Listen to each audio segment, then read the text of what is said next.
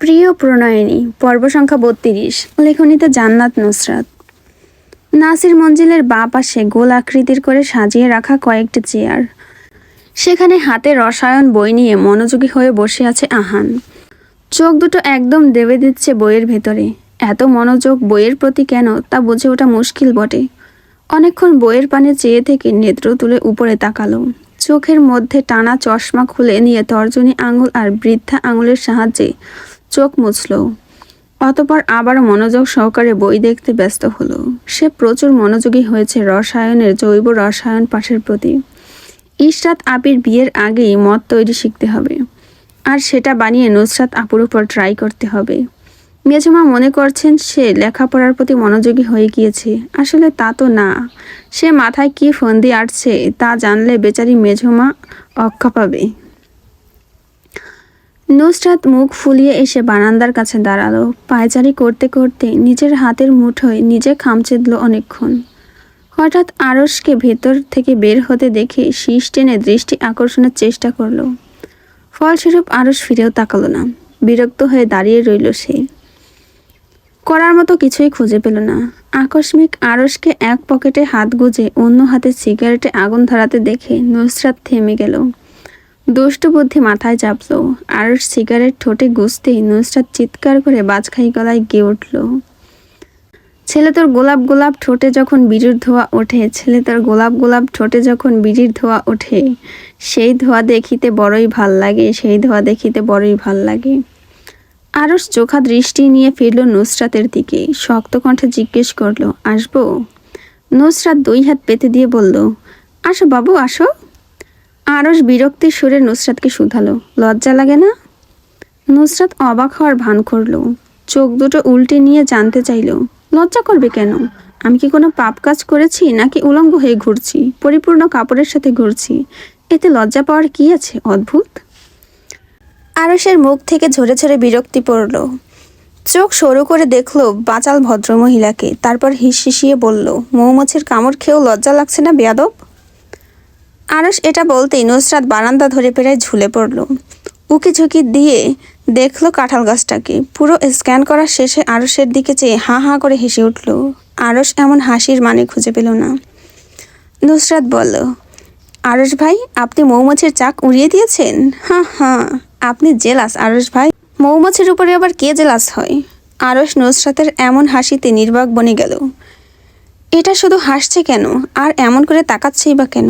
অদ্ভুত দৃষ্টিতে নুসরাতের দিকে তাকিয়ে থাকলো আরশ। আরশকে এভাবে তাকাতে দেখে নুসরাত বলল, আরশ ভাই, এভাবে তাকাবেন না।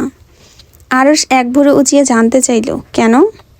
নুসরাত দুই হাত নাটকীয় ভঙ্গিতে ধীরে ধীরে মুখ চেপে ধরতে গিয়ে একটু জোরেই চেপে ধরল। পর মুহূর্তে চোখ মুখ খিচিয়ে গলা ফাটিয়ে চিৎকার করে উঠল, আম্মা, ব্যথা! আরশ তখনও নুসরাতের নাটকীয় ভঙ্গিতে করা কাজগুলো দেখছে নিচে দাঁড়িয়ে টান টান শরীর নিয়ে। উষ্ণ ভাপে ঘেমে গিয়ে কায়া হাতে কস্তুরীর ঘেরান বের হয়ে যাচ্ছে মৃদু। নুসরাত আরশের দিকে চেয়ে বলল, আরশ ভাই, আবারও প্রশ্ন করুন আপনি, কেন? আরশ নুসরাতের কথা অনুযায়ী আবারও প্রশ্ন করল, কেন? নুসরাত দুই হাত নিজের মুখে আবারও নাটকীয় ভঙ্গিতে চেপে ধরে বলে উঠল, আপনি এইভাবে তাকালে আমার পায়ের তালু রাগে জ্বলে ওঠে, এভাবে তাকাবেন না। আরশ সিগারেটের শেষ অংশ ফেলে দিয়ে সেন্টার ফ্রেশ নিজের মুখে পড়ল। তারপর দুই হাত পকেটে আরাম করে ঢোকাতে ঢোকাতে বলল, দেখি তো কেমন পায়ের তালু জ্বলে ওঠে।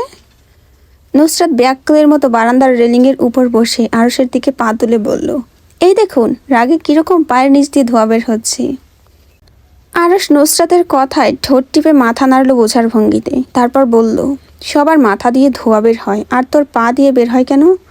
নুসরাত দুই হাত ছেড়ে দিল রেলিংয়ের উপর থেকে। শাহরুখ খান স্টাইলে দুই পাশে হাত মেলে বলতে গেল, আমি নুসরাত নাসির, সবার থেকে আলাদা। কিন্তু অতটুকু বলার ফুরসাদ হলো না। কানে বাজলো আরশের চিৎকার, বেয়াদবের বাচ্চা, পড়ে কোমর ভাঙবি। বলা শেষ হতেই ধূপ করে পড়ে গেল নুসরাত। পড়ল তো পড়ল, আহানের মাথার উপর পড়ল সশব্দে। আহান নিচের দিকে ঝুঁকে ম্যাগনিফাইং গ্লাস দিয়ে ঘাস দেখছিল, কিন্তু দেখতে পারল কই, শরীরের উপর ধুম করে এসে একটা মোটা তাজা জলহস্তি এসে পড়েছে। আহান কোকিয়ে উঠল, সাথে নুসরাত। নুসরাত উঠে দাঁড়িয়ে কোমর চেপে ধরার ভঙ্গিতে করতে চাইল, কিন্তু মনে হলো সে ঠিক আছে। মাথায় আসলো মোটা একটা তুলার বস্তার উপর পড়ায় বেশি ব্যথা পায়নি। আহানের দিকে ফিরে চাইতেই দেখল বেচারা চেয়ারের সাথে চ্যাপ্টা হয়ে আছে, চোখের চশমা ভেঙে গিয়ে একপাশে ঝুলছে। নুসরাত আহানের দিকে চেয়ে শব্দ করে হেসে উঠল। তারপর আবার আহানকে আর চোখে দেখলো, আবার হাসলো, দেখলো আর হাসলো। হাসতে হাসতে ঢলে পড়লো নিজের পাশে দাঁড়ানো ব্যক্তির গায়ে। আহান নিজের চোখের ভেঙে যাওয়া চশমা খুলে দেখলো দুঃখী দুঃখী মুখ বানিয়ে। তারপর নুসরাতের পানে ছল ছল নেত্র তুলে চেয়ে বলল, তুমি আমার সব বিক্রিয়া নষ্ট করে দিয়েছো, আমার ম্যাগনিফাইং গ্লাস।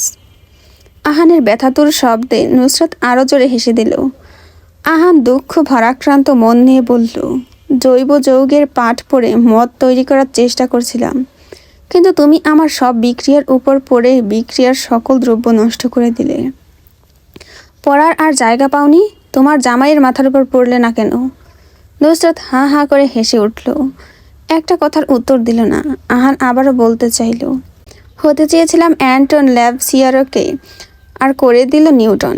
নিউটনের মাথায় আপেল পড়েছিল, আর আমার মাথায় আরশ ভাইয়ের বউ পড়েছে। আপেল পড়ায় বেটা নিউটন হয়ে গিয়েছিল, আর আমার মাথায় জলহস্তি পড়ায় আমি আহাটন হয়ে গিয়েছি। আজ থেকে আমি আহাটন। হেলাল সাহেব রাতের খবরের কাগজে চোখ বুলাচ্ছেন অনেকক্ষণ যাবৎ। খবরের কাগজের ওই একই জিনিস, খুন, ধর্ষণ, হত্যা। হেলাল সাহেব এসব দেখতে দেখতে বিরক্ত হলো, তাই শক্ত হাতে খবরের কাগজ বন্ধ করে বসে রইল। বয়স বাড়ার সাথে সাথে পেটের ভুঁড়িও বৃদ্ধি পাচ্ছে তার। পেটের উপর হাত রেখে বসতেই সুফি খাতুনের আবির্ভাব ঘটল সেখানে। হেলাল সাহেবের পাশে বসতে বসতে কিয়ৎকাল কুটনি মহিলাদের মতন আশেপাশে দেখলেন। দেখে নিলেন মেয়ে নামক রণচণ্ডী মহিলা আছে নাকি। দেখলেই ঝাড়ি থেকে রক্ষা নেই তার। আশেপাশে দেখে শেষে গলা খাকানি দিলেন। তিনি এই বয়সে এসেও একটু বেশি পরনিন্দা করতে ভালোবাসেন, তাই পরনিন্দা করতে উগ্রীব হলেন। বললেন, কি ভাবছিস হেলাল? হেলাল সাহেব ভুরু বাঁকালেন, শুধালেন, কিছু কি ভাববার ছিল? সুফি খাতুনের নিকট প্রশ্ন ছুড়ে দিয়ে চুপ করে গেলেন তিনি। সুফি খাতুন মাথায় হাত দিয়ে আকাশ থেকে পড়ার মতো ভঙ্গ করে বললেন, ইরহাম আর নাসিরের ছোট মেয়ের বিষয়ে। হেলাল সাহেব মনে করার ভঙ্গিতে মাথা নাড়লেন, ঠোঁট চোখা করে বলে উঠলেন, ও ওই কথা, জাইনের বিয়ের পর দেখছি এই বিষয়ে। সুফি খাতুন কুটিল হেসে উঠে দাঁড়ালেন, মনে মনে নাচতে শুরু করলেন, এখানে একটা কাইজ্জা বাঁধিয়ে দিয়েছেন ভেবে। আহান মুখের মধ্যে আইস কিউব লাগিয়ে ঘুরছে, সাথে যাকে পাচ্ছে তাকে ধরে ধরে বিস্তারিত জানাচ্ছে। নুসরাত আপুর মতো বটলি মহিলা তার উপর পড়ে সে বেঁচে আছে, এটাই অনেক। এই 15.5 বছরের জীবনে সে নির্ঘাত কোনো ভালো কাজ করেছে, যার ফলশ্রুতিতে আজ বেঁচে আছে। কিন্তু মাথায় তেমন ভালো কাজের কোনো কথাই আসলো না। জীবনের প্রথম পৃষ্ঠ থেকে যা করে এসেছে তা একবার রিভাইজ করে নিল। তেমন ভালো কিছু করেছে বলে মস্তিষ্কের স্নায়ুকোষে ধরা পড়ল না। তারপরে সে জ্যোতিষদের মতো হাত তুলে খোদার ভক্তি দেখিয়ে নিজেকে বাহবা দিয়ে বলে উঠল, আহান্টন, ভালো কিছু করেছিস, তাই আজ তুই বেঁচে আছিস। পাশের বাড়ির সাজনা বেগম এসেছিল ইশরাতকে জাইনরা কি কি দিয়েছে দেখার জন্য। তখন আহান ভদ্রমহিলার সাথে কিয়ৎকাল পূর্বে ঘটা ঘটনাটির বিস্তারিত জানাতে গেলে ভদ্রমহিলা শুনতে চাইলেন না। আহান জোর করে ধরে বেঁধে পুরো কাহিনী জানালেন। আহান বলতে থাকলো, জীবনে আমি সৈয়দ আহান নওফিল একটা ভালো কাজ করেছিলাম, তাই আজ বেঁচে আছি, না হলে নিশ্চিত মরে যেতাম। সাজনা বেগম এতক্ষণে আহানের বকবক শুনছিলেন, এবার গিয়ে কথা বললেন, নুসরাত যদি আরও দুজন এসে তোমার মাথার উপর পড়ে তবুও তোমার কিছু হবে না বাবা। আর ভালো কাজের কথা বলতে গেলে তুমি তোমার ছোট ভাই আর ছোট আপুর জীবনে মানুষের কোনো ভালো কাজ করোই নেই। তোমরা তো মানুষের ভালো দেখতেই পারো না। ভালো কিছু সইতে গেলে, ভালো কিছু হতে গেলে সেখানে একটা ঝামেলা বাঁধানোর চেষ্টা করো। হয়তোবা কারোর ওখানে ঝামেলা বাঁধাতে গিয়েছিলে, পারোনি, এটাই ভালো কাজ। আহানের ফাটা মুখ ফাটাই রয়ে গেল।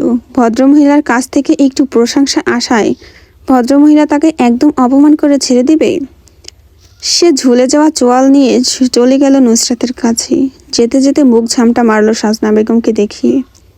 মিনমিনিয়ে উচ্চারিত হলো জিব্বে, এই মহিলার এই স্বভাবের জন্য মন্টু বেটা দ্বিতীয় বিয়ে করেছে। আমি হলে কবেই তৃতীয় বিয়ে করে চতুর্থ বিয়ের প্রস্তুতি নিতাম। যত সব নিন্দুক মহিলা মানুষের পিঠে পিছে কথা বলে। হেলে দুলে বাহিরে আসতেই দেখলো নুসরাত আর ইশরাত বসে। লাফ দিয়ে গিয়ে নুসরাতের পাশে বসে থাবা মেরে তার হাত চেপে ধরল।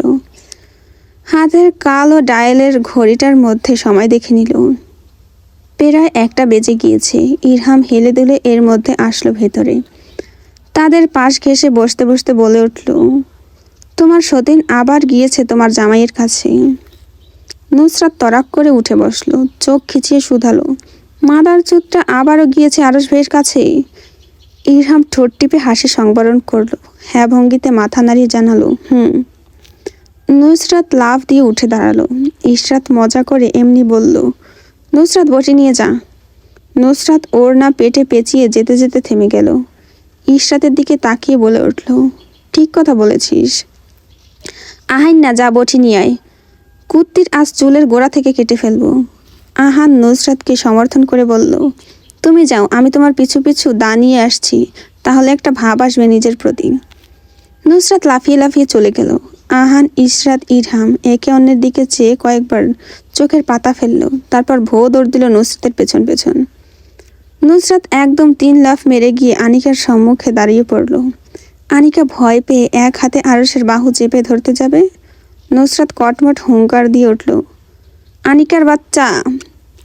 আনিকা ভয়ে আরশকে শক্ত করে চেপে ধরতে যাবে, নুসরাত ধাক্কিয়ে তাদের মধ্যে ঢুকে গেল। আরশ ভুরু বাঁকিয়ে তাদের দিকে তাকাতেই নুসরাত তার মুখ ঠেলে অন্য পাশে ফিরিয়ে দিল। পায়ের পাতায় ভর দিয়ে উপরের দিকে উঠে আরশের কানের কাছে ফিসফিসিয়ে বলে, 2 মিনিট কান বন্ধ করে বসে থাকুন, একটু মেইলি বিষয়ে কথা আছে ওর সাথে। আরশ চুপচাপ অন্য পাশে ফিরে গেল, কানে এয়ারপড গুছতে গুছতে। নুসরাত নিজস্ব ভঙ্গিমায় বলে উঠল, ইস আমার দামড়ি বাচ্চা, তোকে আমি একটু আগে কি বোঝালাম। আনিকা চলে যেতে চাইল। নুসরাত এক হাতে তার হাত দিয়ে নিজের কবজায় করে নিল। ইরহামকে ইশারা করে বলল, ওই ইরহাম, আমার বাপের লাইসেন্স বিশিষ্ট রিভলভারটা বের কর, শালিকে আজ ট্রিগার পয়েন্টে রেখে লাথি মারবো। ইরহাম সত্যি সত্যি রিভলভারটা বের করে নিল প্যান্টের ভেতর থেকে। নুসরাত হকচকিয়ে উঠে বলল, হয়েছে হয়েছে, লুকিয়ে ফেল, তোকে কি বলেছি সত্যি সত্যি বের করতে। ইরহাম যথাজ্ঞা ভঙ্গিতে আবার ভেতরে ঢুকিয়ে নিল। নুসরাত বলল, শোনো আমার বাচ্চা, ও তোর আব্বা, যাকে বলে ধর্মীয় মতে আব্বা। ইরহাম নুসরাতের কথায় বাধা দিয়ে বলে ওঠে, ধর্মীয় মতে এখন আব্বা হয়নি। ইশরাত টিটকারি মেরে বলে উঠল, এর জন্য মাথায় টুপি পরিয়ে আব্বা ডাকতে হবে সামনাসামনি, তাহলে বাপ মেয়ের মিলন হবে ভালোভাবে, আর ধর্মীয় আব্বাও হয়ে যাবে আরশ ভাই। নুসরাত সবার কথা মনোযোগ সহকারে শুনল, বলল, শোন আমার দামড়ি বাচ্চা, বাপের সাথে এমন লতকালতকি করলে মানুষ খারাপ বলবে এত বড় মেয়ে বাপের গলা ধরে ঝুলছে এখনো। আনিকা নুসরাতের দিকে চেয়ে আরশকে ডেকে উঠল, আরশ। নুসরাত আনিকাকে ভেঙ্গিয়ে বলে উঠল, আলোচ কি আব্বা ডাক বেটি, গিলহীন মেয়ে, একটু আগে যাকে বাপ ডাকলি 2 মিনিট যেতে না যেতেই তাকে ছাইয়ে ভেবে বসে রইলি, এটা দেখে মনে হচ্ছে কিয়ামতের আলামত। আহান নুসরাতের কথায় শক্ততা আনতে বলল, এইসব মেয়েদের দেখলেই বোঝা যায় কিয়ামত আসতে খুব একটা দেরি নেই। আনিকা নুসরাতের দিকে চেয়ে রইল। নুসরাত কিছুক্ষণ আনিকার কাপড় চোপড় দেখে ইরহাম আর আহানকে চুটকি বাজিয়ে দেখালো এখান থেকে চলে যেতে। দুজন মুখ ঝুলিয়ে হেলে দুলে বাড়ির ভিতরে চলে গেল। তারা চলে যেতেই নুসরাত ঠোঁট টেনে হেসে কিছু বলতে যাবে, আবার থেমে গেল। আরশকে নিজের পাশে দাঁড়ানো দেখে আনিকাকে টেনে নিয়ে আসলো দূরে। ইশরাত নিজেও এসেছে সাথে। নুসরাত এবার বলল, এইসব ছোটোখাটো জিনিস দেখিয়ে তুমি পুরুষকে আকর্ষিত করতে চাইছো? মুখ দিয়ে চুকচুক শব্দ করলো। আনিকা বিব্রত হয়ে ইশরাতের দিকে তাকালো। ইশরাতের নিজের অবস্থাও সমান। নুসরাত ইশরাতের দিকে তাকিয়ে বলল, ওকে একটা ব্রার দোকানের সন্ধান দিস তো। ইশরাত বলে উঠল, ওর এইসব নিয়ে তোর চিন্তা করার দরকার নেই। নুসরাত ভীষণ চিন্তিত কণ্ঠে বলল, আহা আমারই তো চিন্তা, ও এইসব দেখিয়ে আরশ ভাইকে নিজের করতে চাইছে, তাহলে এর দরকার কেন নেই? অবশ্যই দরকার আছে। আনিকা কঠোর কণ্ঠে বলল, কোনো প্রয়োজন নেই। নুসরাত আবারও জেদ স্বরে বলল, আহা প্রয়োজন আছে। প্রীতা সমান প্রেমিককে সেডিউস করতে চাইলে উঁচু উঁচু ফোমের ব্রা পরবে, এইসব ছোট ছোট ফোমের ব্রা পরবে না। চাইলে আমি ভালো একটা ব্র্যান্ডের দোকানের খবর দিতে পারি, ওখানে গিয়ে না হয় তুমি ফোমের ব্রা কিনে নেবে, মুখ দেখিয়ে না পারো বুক দেখিয়ে একদম ঘায়েল করে দেবে। নুসরাত মুখ ফুঁড়ে আরও কিছু বলতে চাইল, ইশরাত মুখ চেপে ধরে টেনে নিয়ে গেল বাড়ির ভেতরে। নুসরাত তখনও হাতের তালুর নিচ দিয়ে কিছু একটা বলতে চাইছে আর সাথে চিৎকার করছে। ইশরাতের হাত টেনে নিজের মুখ থেকে নামিয়ে দৌড়ে চলে আসলো গেটের সামনে। মধ্যমা আঙুল মুখের সামনে এসে গলা ফাটিয়ে চিৎকার করে বলে উঠল, আনিকার বাচ্চা, ফাঁক ইউ।